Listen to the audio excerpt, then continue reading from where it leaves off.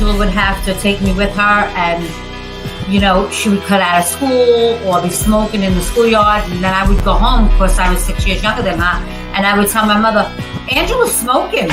And listen, not everybody's going to agree with my decision. I can give a fuck less. You're in that position, it's you who got to face it, then you do what you need to do.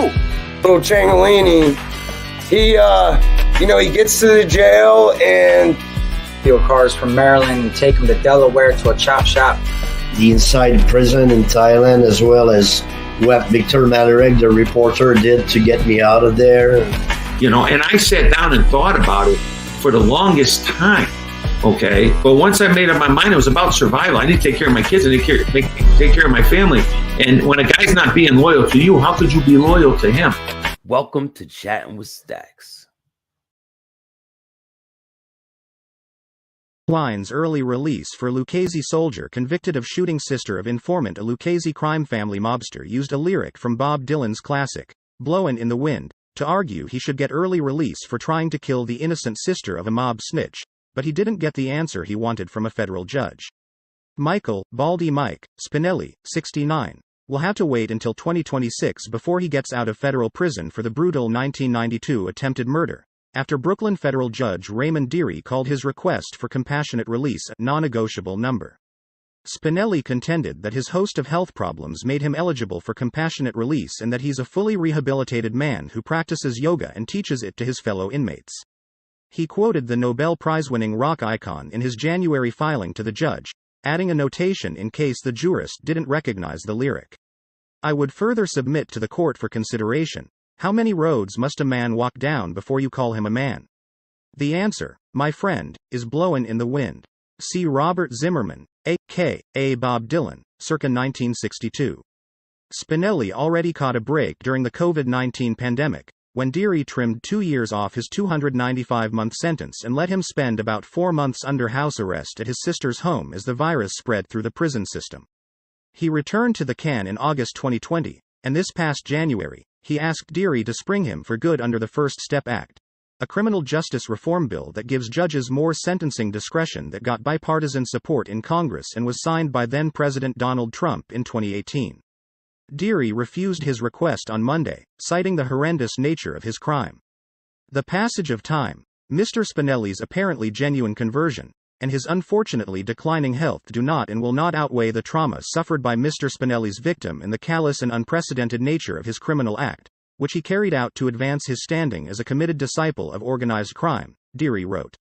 Spinelli took orders from Luchese soldier Peter Chiodo, who ran his own crew. But in 1990, Chiodo was arrested by the feds and released on bail. That he was put back on the streets led Chiodo's fellow mobsters to think he turned snitch. Luchese boss Vittorio, Vic, Emuzzo ordered Chiodo whacked, and the mob took its shot on May 18, 1991, ambushing him at a Staten Island gas station, the feds charged.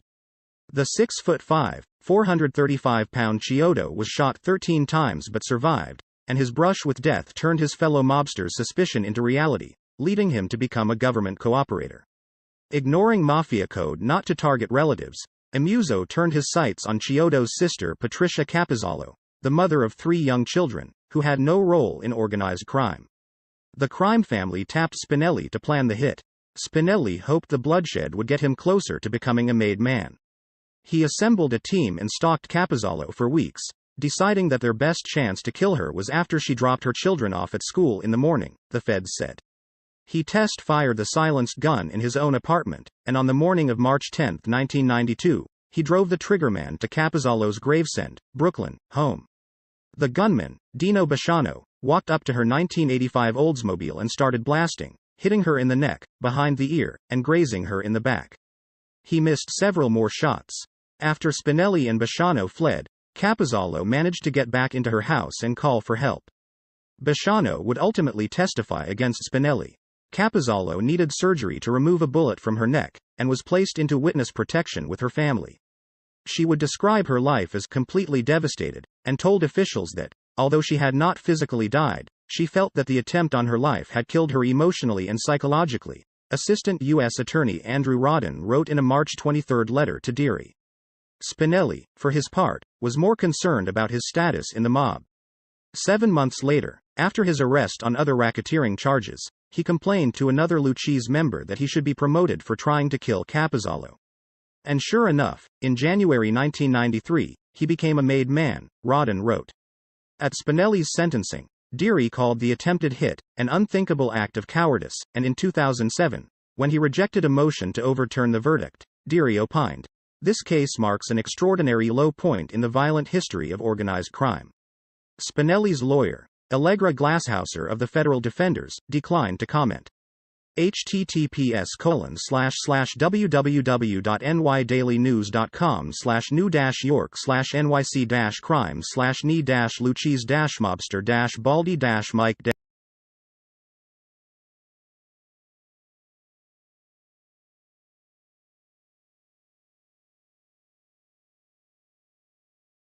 What good, everybody? Welcome to Chatting with Staxx. I appreciate everybody that takes the time to come and watch my show. And I'm trying to bring you the best information out there.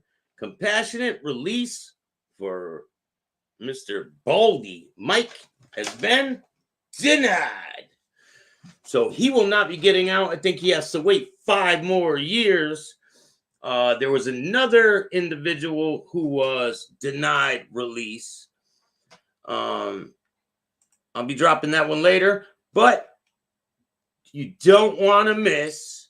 And thank you for that super sticker, Louis the Lion. You don't want to miss the interview with Louis the Lion. It's dropping today at 8 o'clock. I'm going to be dropping the link so you guys can get ready to watch it tonight at 8 o'clock. Louis the Lion's interview will be dropping on Chatting with Staxx. You don't want to miss it. Maureen, how are you? Louis the Lion, what's good, bro? Austin D, how are you? R.I.P. Big Ange. You were asking about the intro when she said, Angela caught her smoking. She's talking about Big Ange when we were doing the interview. Samuel, how are you? Thank you for tuning in. I appreciate you, bro. Frank, how are you? Thank you for checking out my show. David, what's up? Very harsh on Mafia, personal. What's good, Mikey? How are you? Or Mickey? Mickey Griggs. But yeah, I got a lot of good stuff for you guys. Matter of fact, I'm gonna share a video with you guys now. It's quite a long one, man. So it's a little treat for you guys. I got one video I did about indigenous women going missing off a reservation. That one is pretty crazy. I can share that. Let's do this one. Check this out. Shout out to Gotti the Third. 3 looks to take out boxing legend Floyd Mayweather Jr. in match. The Gotti family is putting a hit on legendary boxer Floyd Mayweather Jr. And they want 20,000 witnesses. That's because the grandson of fabled New York mob boss John Gotti will get his chance to whack Mayweather in the jaw in Florida on June 11th. The pay-per-view boxing match between John Gotti III and the Hall of Fame former 5-division champ will take place at Florida Live Arena in Sunrise. Gotti is no lightweight. The brawler from Oyster Bay, son of John Jr. Gotti, is 5-1 as an MMA fighter and sports a 2-0 record as a pro boxer. The Gottis broke the code of Omerta to discuss the exhibition showdown. This is a true, Rocky, story. Ellipsis. I'm proud of my son and all that he has accomplished, Junior Gotti told the Post. When my son said he would leave his own mark in this world, he meant it. Here's a kid who has no vices, doesn't smoke, doesn't drink and has an awe-inspiring work ethic. On top of that he's loyal to a fault. How do you not root for such a man? Gotti III said he was honored to share the ring with Mayweather and called the Rumble, billed as last names matter, a pinch-me moment. Gotti grew up idolizing Mayweather, he told the media during last month's promotional presser at the Gabriel Miami Downtown Hotel in Miami. But make no mistake, June 11th I'm bringing bad intentions to that man. I don't care if it's an exhibition or not. You signed to fight me, there's no quarter. It's kill or be killed, he said. The height difference, Gotti is 6 feet tall, Mayweather 5 foot -8, was noticeable at the presser staredown. Neither fighter disclosed how much they are making for the fight. Mayweather, 46, retired from sanctioned competition after defeating MMA icon Conor McGregor in 2017. My money is on Gotti. Thank you for watching Chattin with Staxx, and remember, don't be a bitch. You guys like that one? And remember, don't be a bitch. At the end, I had to put that in there. But really, that's going to be an incredible fight. I can't wait for it. It's coming up this weekend.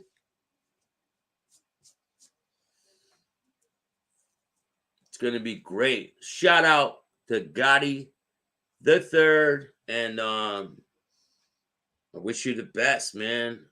I know you're going to go in there and handle your business. So let all the naysayers, let's see what they're talking about after, right? Let's see what everyone's talking about later.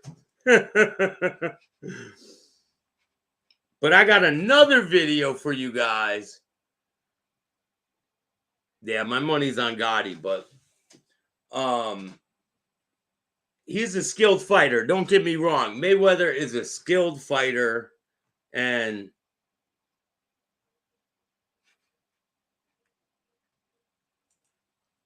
like he said, they're not going in there to shake hands and like play games. They're going in there to fight. So I believe they're going to really put their all in, but you know how sports goes. But I got some major things in the works right now with some sports things. So if you guys like sports and things like that, make sure you keep tuning in. I got one more thing I'm going to share with you guys. Let me see here.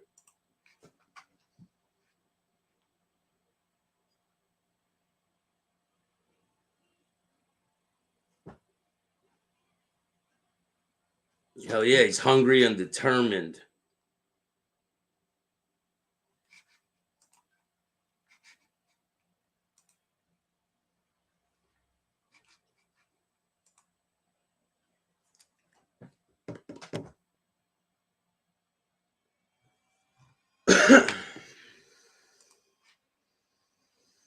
Let's see here.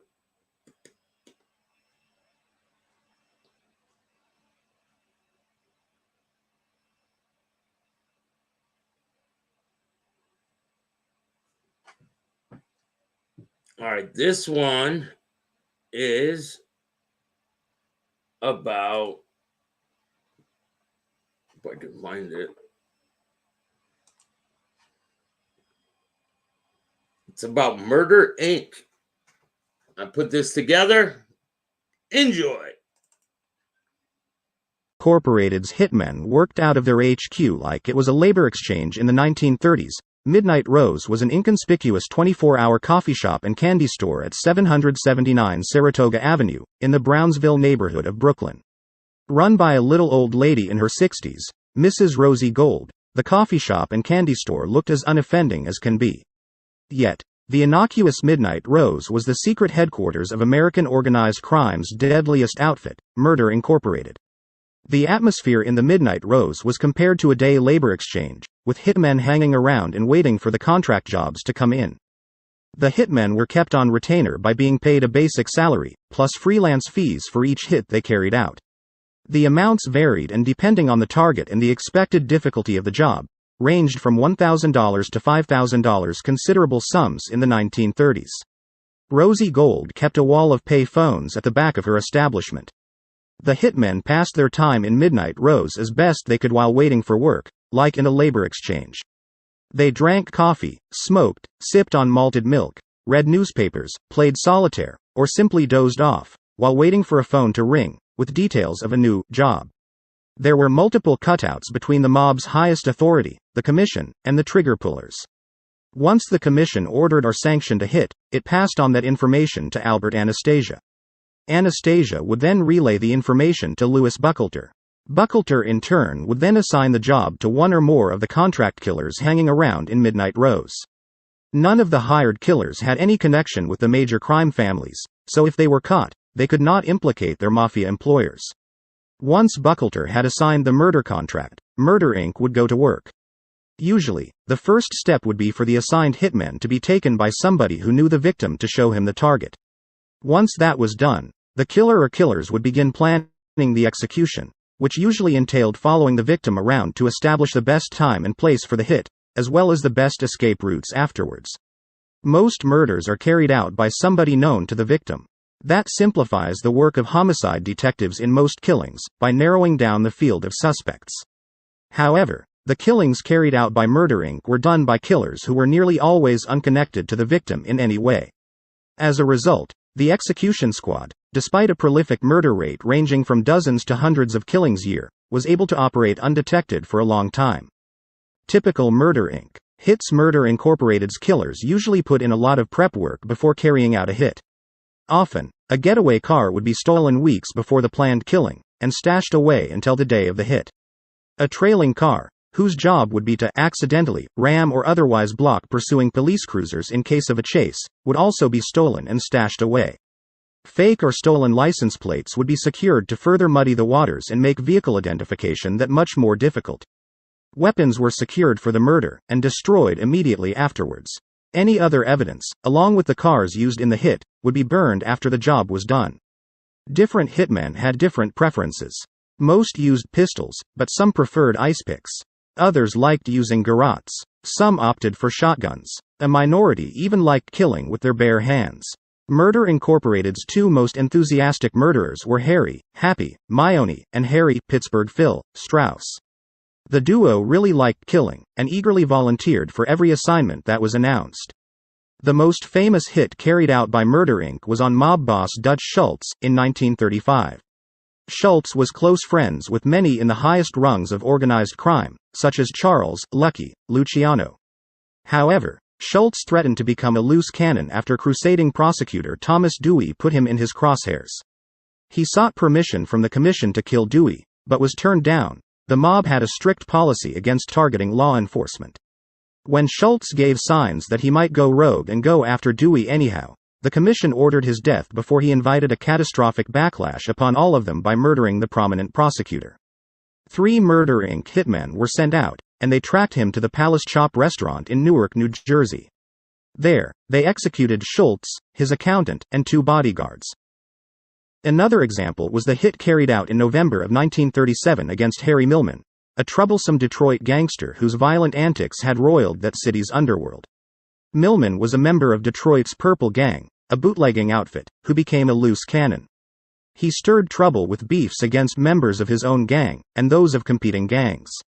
Millman's behavior was bad for business, and the locals repeatedly tried to do him in, but failed, including a car bomb that killed an unfortunate valet attendant, but spared Millman.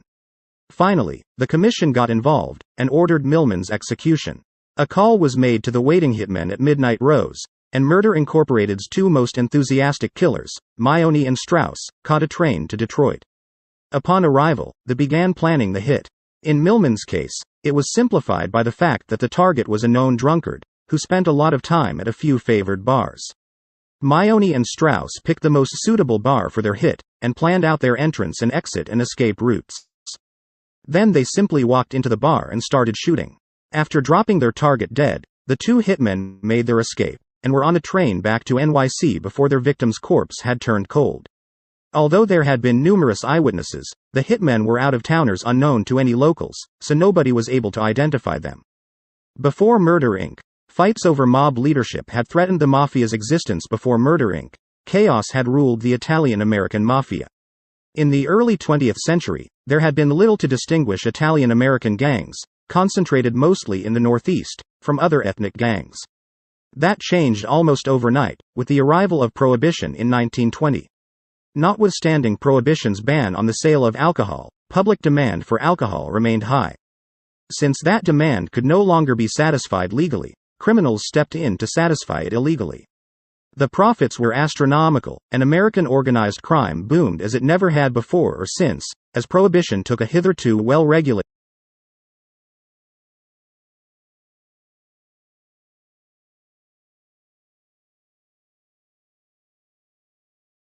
if you guys like this type of content, make sure you hit the like, subscribe, and notification bell so you can get my videos every time they drop. I'm going to be dropping more parts of this, more to come. But don't miss tonight, 8 o'clock. And I got some major things tomorrow. Major announcement. Huge. Don't be a bitch.